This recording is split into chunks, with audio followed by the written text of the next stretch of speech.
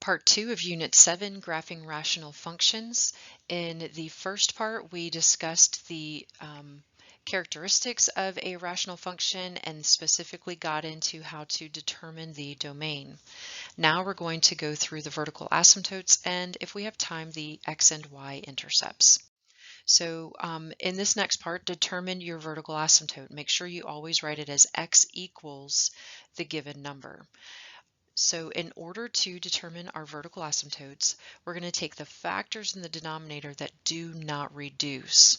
So as we saw in a previous lesson, it said factor everything, no matter what you're using, factor it all. In this first example, f of x equals 2 over x plus 4, nothing factors and nothing reduces.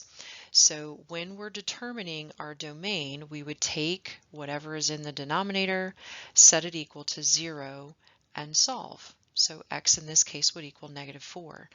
That is actually the value that where it is undefined, and it tells us as long as it doesn't reduce with anything in the numerator, which the factor did not, then our vertical asymptote is at that value. So x equals -4 is our vertical asymptote. So if we were to sketch a graph at -4, on the x-axis we would have a vertical asymptote. And then the rest of the graph could be drawn, I don't know, let's say one of them is drawn on this side and this part of the graph is drawn that way. Just a rough sketch, just so you can see the vertical asymptote in a picture. All right, example 10, let's factor everything. In the numerator, we have f of x equals -4x minus 4.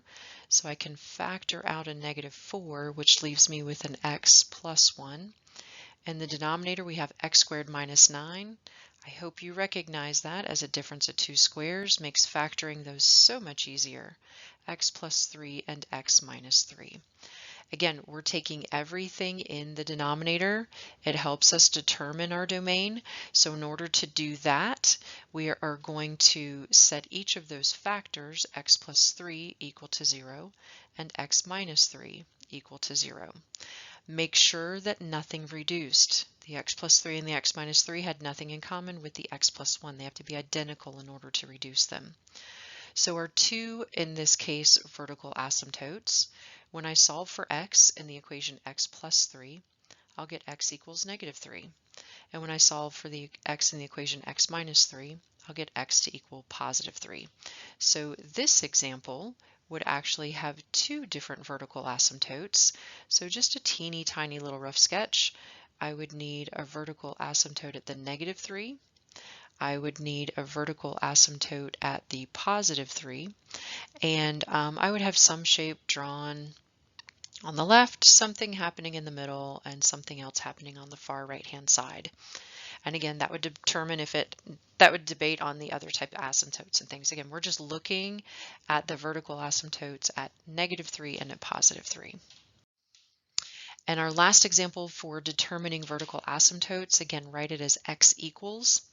We have f of x equals x squared minus 4 over x squared plus x minus 2.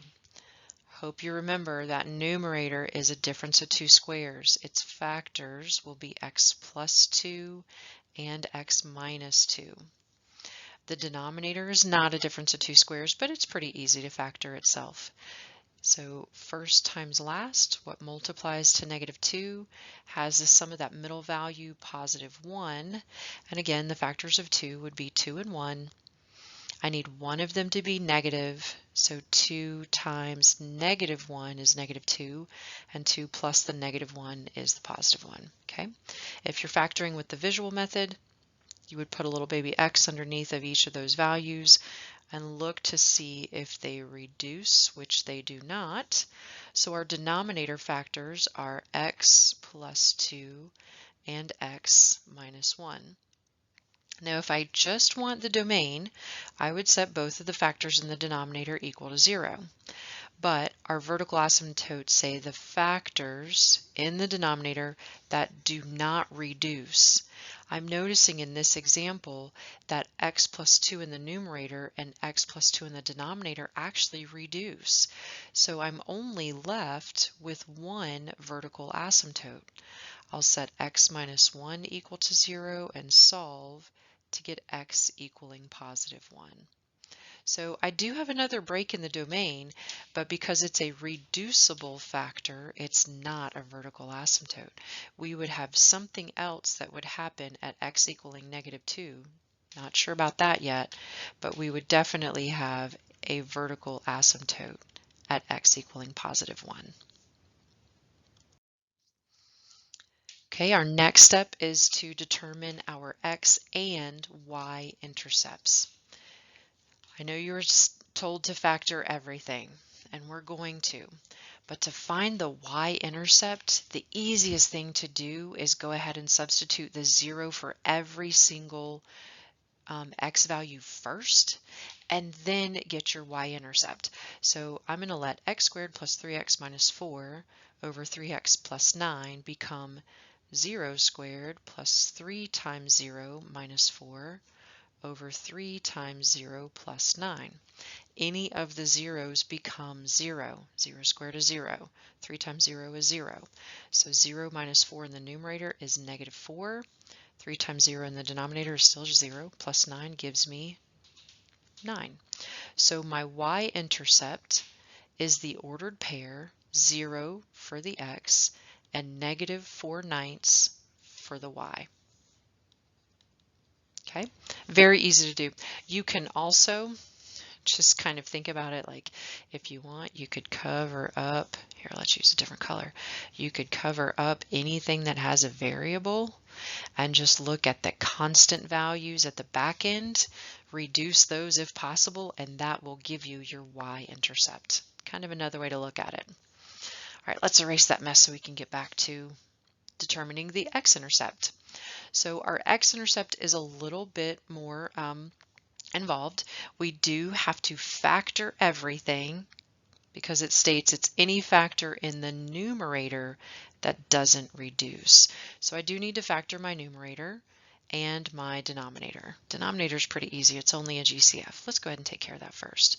So 3x plus 9 has a GCF of 3, leaving me with an x plus 3. And then my numerator, use that visual method. What multiplies to -4 adds to +3. The only factors that multiply to 4 and add, -4 and add to 3 are going to be 1 and 4, and the 1 needs to be negative, the 4 needs to be positive. Again, if you're doing the visual method, put your little 1x underneath. Nothing reduces for either of them, so the numerator factors can be written as x minus 1 and x plus 4. So there's our function in factored form. Now you have to check, do I have any factors that reduce? X plus 4, not the same as x plus 3. X minus 1, not the same as x plus 3. So nothing reduces. In order to get my x-intercepts, and there are 2 of them, we're going to take each of the factors in the numerator, set it equal to 0, and solve. So if x minus 1 equals 0, x equals 1, and the x-intercept is the ordered pair 1, 0. If x plus 4 equals 0, subtract 4 to give you x equaling -4, and the second x-intercept is -4, 0.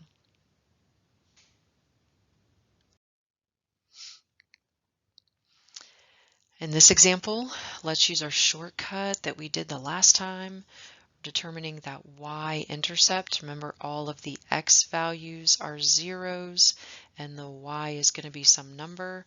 So in my function, -x squared minus 2x plus 8 over x squared minus 2x minus 3, I can cross off all of the terms with variables and just look for my y-intercept. The x value has to be 0, and I'm going to take those coefficients, those constant values, and simplify them if I can. 8 over -3 doesn't reduce, so it's just -8/3. There you go. So our y-intercept for this example, 0, -8/3. No reason to put it in fraction form, just leave it as it is, or decimal form. Just leave it, it's good. All right, we got to erase that work so that we can factor and determine if we have any factors in the numerator to reduce, and then get our x-intercepts. our numerator, since we're doing 2, I'll go ahead and label each of them. I'm going to go ahead and factor that negative out, make it a little easier. So negative x squared minus 2x plus 8 would be a negative multiplied by x squared plus 2x minus 8. Okay, so I'm looking to see what multiplies to negative 8 and has a sum of positive 2. And when I look at those values, I need to do 4 multiplied by negative 2 to multiply to negative 8, and 4 plus negative 2 to give me a positive 2. I'm going to take that leading coefficient that I have, which is x, tuck it underneath, and see if anything reduces, which it does not. So when I rewrite my function, the numerator is negative multiplied by x plus 4 multiplied by x minus 2. The denominator, let's take a moment and factor that one. Again, we'll use this visual method. I know a lot of people like it. So we have x squared minus 2x minus 3. What multiplies to negative 3 but adds to negative 2? The only factors of 3 are 1 and 3. I need a positive 1 multiplied by negative 3 to give me negative 3 and have a sum of negative 2. Again, picture that first term, put it underneath, it doesn't reduce, so I get the factors of x plus 1 in the denominator multiplied by x minus 3. Okay, we have to factor everything because we need to see, does anything reduce? Big fat question mark. So looking in our numerator and denominator, every single factor is different. X plus 4, x minus 2, x plus 1, and x minus 3. Nothing reduces. So to determine our x-intercepts, I'm going to take the factors x plus 4 and x minus 2 and set them both equal to 0. When I solve, I will subtract 4 to give me x equals negative 4. So one of the x-intercepts is the point, or the ordered pair, negative 4, 0. And the second factor, x minus 2, I'll add 2 to both sides. So the other x-intercept is the ordered pair 2, 0. So again, we had the y-intercept of 0, negative 8/3, and x-intercepts of negative 4, 0, and positive 2, 0. This will be our last example that we have for determining x and y intercepts. See how much of it you can do before I get there. So I'm going to look at my y-intercept, and then I am going to need to do some factoring. I'll kind of get myself set up there. So for the y-intercept, I can substitute a 0 for any x in the numerator and any x's in the denominator, leaving me with a 1 over negative 4. So my ordered pair is 0, negative 1/4. It does not matter where you put the negative for that fraction, 1/4. The numerator, the denominator, or just in front of the entire piece. It means the same thing either way you go about it. Alrighty, so I'm going to look back at the original function. F of x equals x plus 1 over x squared minus 3x minus 4. I do need to factor the denominator. What multiplies to negative 4 but has a sum of negative 3. So I can use 1 multiplied by 4 or 2 multiplied by 2. I'm going to have to use the 1 and 4 option. 1 plus negative 4 gives me negative 3, and positive 1 times negative 4 multiplies to negative 4. Put my visual method, put my little x's underneath to see if anything reduces. It does not. So I'm going to rewrite our function with the original numerator, x plus 1, didn't have to do anything with it, over the denominator, x plus 1 multiplied by x minus 4. Again, I'm looking to see, does anything in the numerator reduce? In this example, it sure does. I have a factor of x plus 1 in the numerator and its identical twin factor, x plus 1, in the denominator. So I can reduce that particular factor and rewrite my function as x equals 1, because x plus 1 divided by itself is 1, over x minus 4. So if everything reduced, I just have a 1 left in the numerator. So there is not an x-intercept. Remember, you don't have to have one.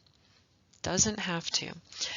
This example showed that the factor in the numerator and denominator reduced, leaving me with 1 over the leftover factor. So I would only have a vertical asymptote in this case, no x-intercept.